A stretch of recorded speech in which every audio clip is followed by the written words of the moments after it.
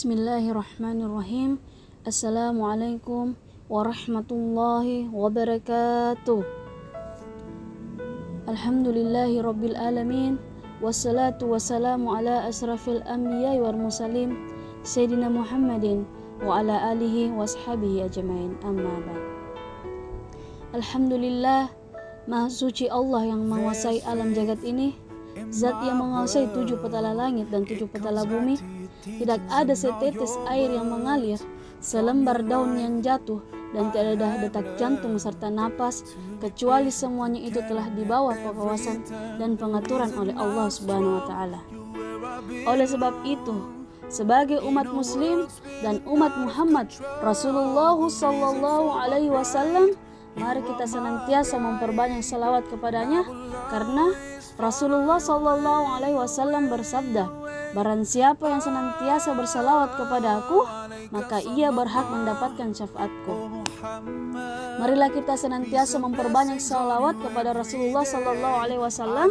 Mudah-mudahan kita mendapatkan syafaatnya. Allahumma salli ala Sayyidina Muhammad wa ala ali Sayyidina Muhammad. Hadirin yang senantiasa dirahmati oleh Allah Subhanahu wa Ta'ala, pada kesempatan ini saya atas nama Arlinda Bahri insya Allah akan membawakan sebuah ceramah singkat yang berjudul Adab Berbakti kepada Orang Tua dan Hikmahnya.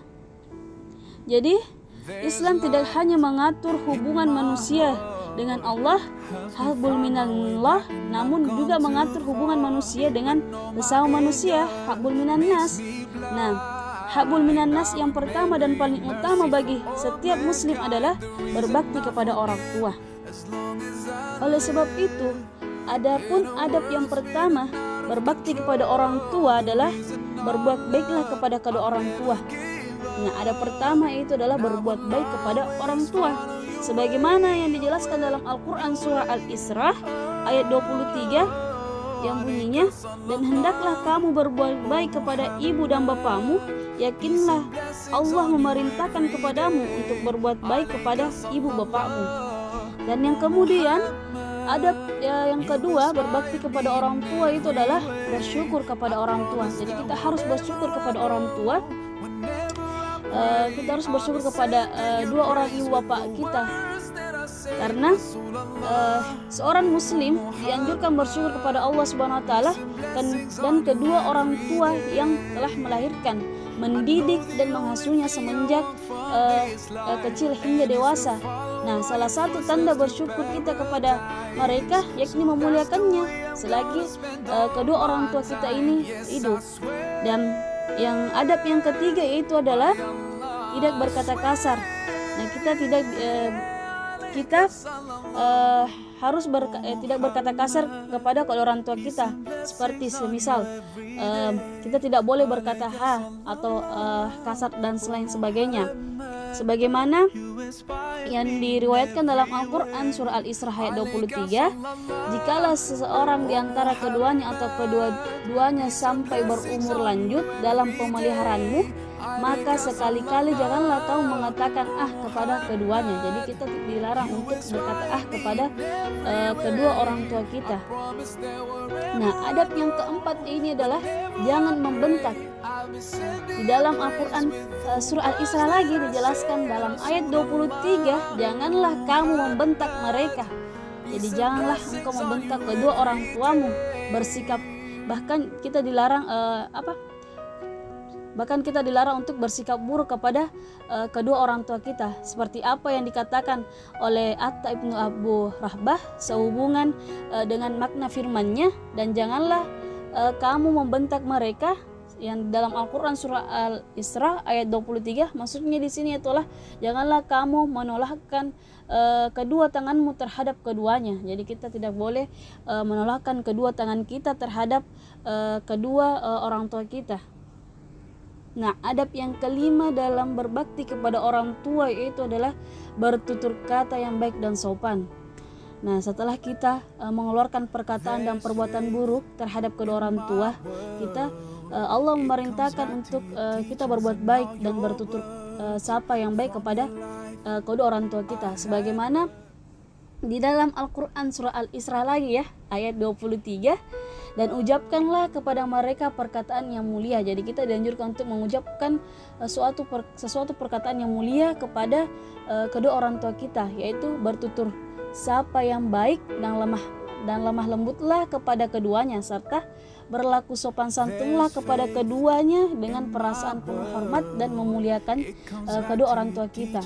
Dan yang kemudian hadirin yang dirahmati oleh Allah Subhanahu wa taala, adapun adab yang keenam dalam berbakti kepada orang tua kita itu adalah merendahkan di hadapan orang tua. Jadi kita harus merendahkan di hadapan orang tua.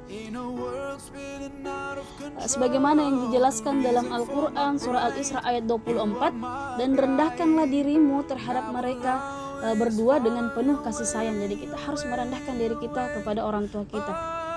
Yakinlah berendah dirilah kamu akan menghadapi keduanya. Artinya kita tidak congkang saat menghadapi orang tua kita. Jadi kita harus berusaha untuk rendah diri terhadap orang tua kita. Dan adab yang ketujuh yaitu adalah mengasihi orang tua. Jadi adab yang ketujuh adalah mengasihi orang tua. Jadi kita harus kasih orang tua kita sebagaimana mereka telah mendidik kita di waktu kecil. Dan ini jelas ya dijelaskan dalam Al-Quran surat Al-Isra ayat 24. Maksudnya di sini telah kita berendah dirilah kepada keduanya di saat keduanya telah berusia lanjut. Jadi kita harus berendah diri kepada orang tua kita di saat usia mereka sudah lanjut.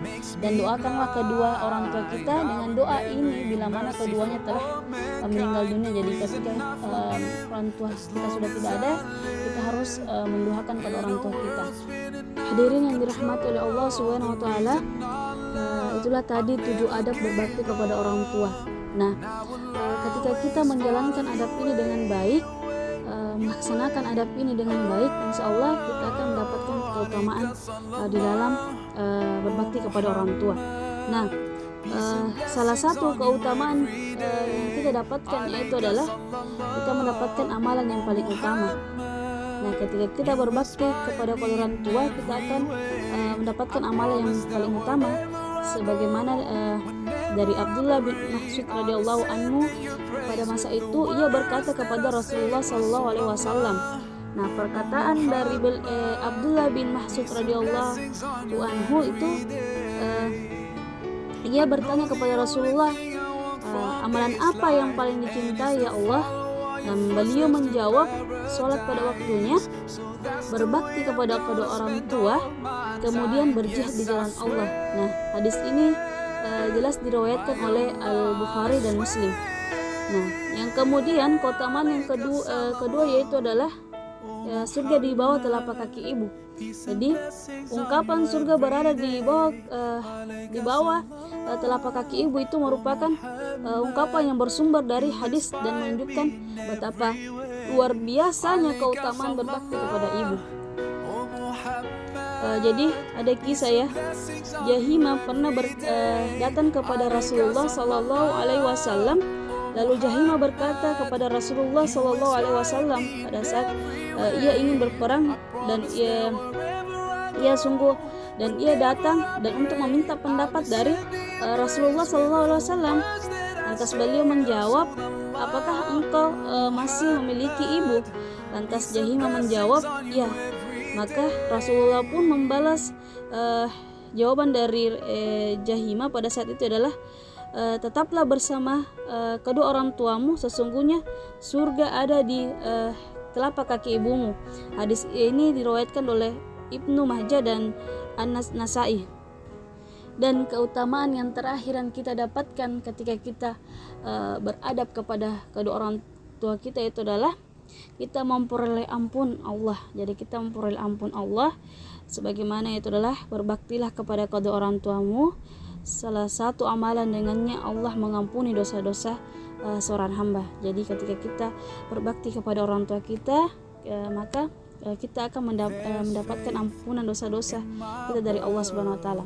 Nah, siapa yang mendapati salah satu dari kedua orang tuanya kemudian ia tidak diampuni, maka Allah telah menjauhkannya. Allah telah menjauhkannya dari rahman. Sebagaimana hadis ini diriwayatkan oleh Ahmad. Hadirin yang dirahmati oleh Allah Subhanahu wa taala. Jadi saya ingin bercerita terkait dengan kisah dari Nabi Sulaiman dan anak yang berbakti kepada orang tuanya. Nah, pada saat itu Nabi Sulaiman alaihissalam mendapatkan perintah dari Allah Subhanahu wa taala untuk pergi ke tepi laut atau pantai. Nah, di sana dia akan menemukan suatu hal yang luar biasa. Nah, setelah ia mendengar perintah tersebut, Nabi Sulaiman alaihissalam berangkat menuju pantai beserta rombongannya yang terdiri dari golongan manusia dan jin. Nah, sesampainya di pantai, Nabi Sulaiman melihat ke kanan dan ke kiri untuk mencari tahu apa yang terjadi di sekitarnya.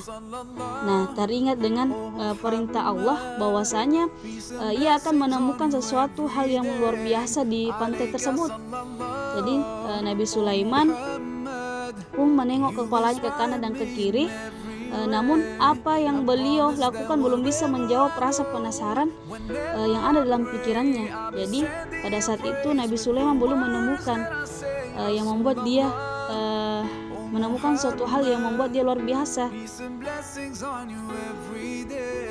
Nah, karena Nabi Sulaiman belum mendapatkan jawaban dari rasa penasaran yang ada dalam benak pikirannya, maka beliau mengutus kepada jin Ifrit untuk menyelam ke dalam laut, lalu mengatakan kepada Nabi Sulaiman apa yang mereka lihat di dalam sana. Lalu Ifrit pun menyelam ke dalam laut mencari tahu apa yang terjadi di dalamnya. Nah, beberapa waktu kemudian Ifrit muncul ke dasar laut dan menghadap kepada Nabi Sulaiman. Nah, setelah Ifrit menyelam ke dalam laut dan kemudian muncul ke dasar laut untuk memberikan informasi kepada Nabi Sulaiman pada saat itu, Ifrit menyampaikan bahwasanya ia mencari tahu apa yang terjadi ke sana kemari, namun Ifrit tidak menemukan apapun di dalam sana. Jadi Ifrit ini sudah menyelam ke dalam laut yang sangat dalam dan mencari tahu apa yang terjadi ke sana kemari, namun dia belum menemukan apapun di dalam sana. Jadi Nabi Sulaiman memerintahkan kembali kepada Ifrit untuk menyelam kedua kalinya ke dalam laut.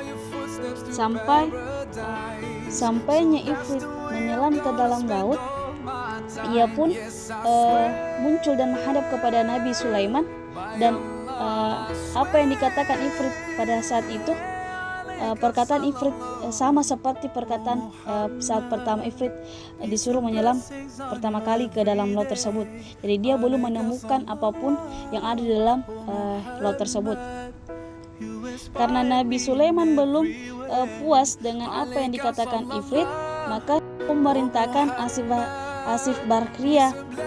Jadi Asif Barkhria ini merupakan menteri Nabi Sulaiman yang disebut di dalam Al-Quran pada surah An-Naml ayat 40. Nah, beliau juga ini seorang waliullah yang doanya dijabah oleh Allah. Jadi Nabi Sulaiman memerintahkan Asif Barkhria untuk berdoa kepada Allah agar memberitahu apa yang terjadi di dalam laut tersebut. Nah, jadi Asif pun berdoa kepada Allah untuk menunjukkan apa yang terjadi. Setelah Asif Barkhria berdoa, tiba-tiba datanglah sebuah benda berbentuk kubah. Jadi datanglah benda berbentuk sebuah kubah yang mempunyai 4 pintu. Nah, satu pintu itu terbuat dari batu intan, satu pintunya lagi itu terbuat dari batu yakut, satu lagi itu terbuat dari batu intan putih, dan satunya lagi terbuat dari batu akumarin atau zamrud hijau. Jadi pintu kubah yang terakhir itu adalah dia terbuat dari batu aquamarin atau batu zamrud hijau. Nah, semua pintu itu terbuka dan tidak ada satu tetes air pun yang masuk ke dalamnya. Nah, semua pintu kubah itu terbuka, tidak ada satu tetes pun air yang masuk di dalamnya. Jikalau kita berpikir bahwasannya benda tersebut berada dalam laut, mengapa tidak ada tetes air pun yang masuk ke dalamnya? Nah, kalau kita pikir-pikir ya, benda itu kan berada di dalam laut. Nah, kenapa tidak ada air yang bisa masuk ke dalamnya? Bahkan benda itu berada di dalam laut yang sangat dalam, sama seperti ketika ketiga kalinya perjalanan menyelamnya Ifrit yang pertama. Jadi benda yang berbentuk kubah tersebut diserahkan kepada Nabi Sulaiman alaihissalam. Tiba-tiba di dalamnya terdapat seorang lelaki yang tampan, memakai baju yang sebelah putih dan bersih badannya. Pemuda saat itu dia melakukan sholat, lalu Nabi Sulaiman pun masuk ke dalamnya dan memberikan salam kepada pemuda itu. Lantas pemuda itu pun mempercepat sholatnya dan menjawab salam Nabi Sulaiman alaihissalam. Lantas Nabi Sulaiman pun bertanya kepada pemuda tersebut, mengapa engkau bisa berada di dasar laut? Nah, karena Nabi Sulaiman penasaran pada masa itu, dia pun bertanya kepada pemuda itu. Dia bertanya ke pemuda itu bahwasanya, mengapa engkau bisa berada di dasar laut ini? Nah, pemuda itu pun menjawab, wahai Nabi Allah, sesungguhnya bapak saya adalah seorang lelaki yang lumpuh dan ibu saya adalah seorang wanita yang buta. Saya merawat keduanya selama 70 tahun. Jadi pemuda itu dia merawat kedua orang tuanya selama 70 tahun. Dia merawat orang tuanya selama 70 tahun dengan penuh kasih sayang. Ketika ajal menjemput, ibunya pun berdoa kepada Allah. Ibunya pun berdoa kepada Allah, ya Allah, panjangkanlah umur anakku dalam keadaan selalu takwa kepadamu. Dan ketika ayahnya pun wafat, ayahnya pun berdoa kepada Allah, ya Allah, tempatkanlah anakku ini di tempat yang tidak ditemukan oleh setan. Nah, setelah pemuda itu memakamkan kedua orang tuanya, ia pun berjalan ke tepi pantai untuk menghilangkan kesedihan yang mereka rasakan. Lalu pemuda itu melihat kubah yang bercahaya. Kubah tersebut sangat indah dan pemuda itu masuk ke dalamnya untuk melihat keindahan kubah tersebut. Lalu tidak lama kemudian datanglah malaikat. Nah, malaikat tadi itu membawa kubah tersebut ke dalam laut. Sedangkan di dalam kubah itu ada pemuda tersebut di dalamnya. Nah, Nabi Sulaiman pun bertanya kepada pemuda tersebut,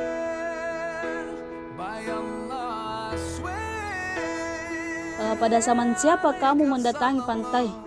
Nah, pemuda itu pun menjawab, pada zaman Nabi Ibrahim alaihissalam. Jadi Nabi Sulaiman pun terdiam mengingat kembali sejarah. Begitu terkejutnya Nabi Sulaiman ketika mengetahui bahwa zamannya dengan zaman Nabi Ibrahim itu adalah 2400 tahun. Jadi zaman Nabi Sulaiman dengan zaman Ibrahim itu berselisih di antara 2400 tahun. Nah, begitu panjangnya umur pemuda dan yang anehnya tidak dijumpai satu helai rambutnya yang beruban. Lalu Nabi Sulaiman pun bertanya lagi kepada pemuda itu, bagaimana kamu bisa mendapatkan makanan dan minum? Pemuda itu pun menjawab, wahai Nabi Allah, setiap hari datang kepadaku seekor burung yang membawakan makanan sebesar kepala manusia.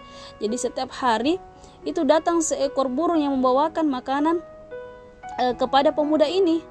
Nah, makanan itu pun sebesar kepala manusia.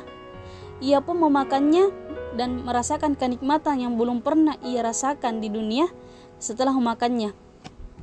Nah, setelah ia memakannya, ia tidak merasakan lapar, haus, gerah, dingin, tidur, bahkan ia tidak merasakan ngantuk dan sifat-sifat yang dirasakan oleh manusia pada umumnya.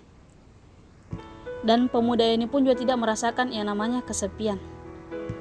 Nah, Nabi Sulaiman pun mengajak pemuda itu untuk ikut dengannya, namun pemuda itu menolak untuk ikut dengan Nabi Sulaiman.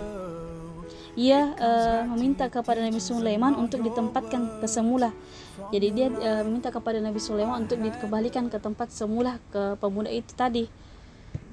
Lalu Nabi Sulaiman pun memerintahkan Asif untuk mengembalikan pemuda itu ke tempat semula, dan saat itu juga pemuda itu hilang dari pandangan Nabi Sulaiman dan rombongannya. Nah, hadirin yang dirahmati oleh Allah Subhanahu wa taala, Dari kisah tersebut kita bisa mengambil hikmah bahwasanya doa orang tua itu sangat mustajab. Jadi doa orang tua itu sangat mustajab dan tidak bisa diragukan lagi. Dari Anas bin Malik radhiyallahu anhu, Nabi Shallallahu alaihi wasallam bersabda, 3 doa yang mustajab. Nah, 3 doa yang mustajab yang tidak diragukan lagi, yaitu yang pertama adalah doa orang yang dizalimi, dan yang kedua adalah doa orang yang bepergian atau safar, dan ketiga itu adalah doa kedua orang tua pada anaknya. Nah, hadis ini diriwayatkan oleh Ibnu Majah. Oleh karena itu, kita sebagai anak seharusnya berbakti kepada orang tua. Nah, kita harus berbakti kepada orang tua kita minimal dengan tidak membuatnya sakit hati dengan apa ucapan-ucapan yang keluar dari kita. Jadi kita harus selalu bersyukur bisa membuat mereka bangga, bersyukur bisa merawat, kita juga merawatnya dengan kasih sayang, dan masih banyak lagi yang bisa kita lakukan. Jangan sampai sekali-kali kita membuat menyakiti hati kedua orang tua kita dengan ucapan perkataan dari kita sendiri atau dari anak itu tersebut. Jadi itulah tadi salah satu hikmah yang dapat kita petik dari kisah Nabi Sulaiman dan anak yang berbakti kepada orang tuanya, bahwasanya doa orang tua itu adalah doa yang sangat mustajab. Sebagaimana di dalam hadis riwayat Hakim At-Tabarani, ridha Allah tergantung pada ridha orang tua dan murka Allah tergantung pada murka orang tua. Hadirin yang dirahmati Allah Subhanahu wa taala, itulah tadi ceramah singkat terkait dengan adab berbakti kepada orang tua dan hikmahnya. Mudah-mudahan ini dapat bernilai pahala di dalam diri kita. Jika ada kata-kata pengucapan yang salah, itu datangnya dari saya. Jika ada pengucapan kata yang benar, itu datangnya dari Allah Subhanahu wa taala. Wabillahi taufiq wal hidayah. Wassalamualaikum warahmatullahi wabarakatuh.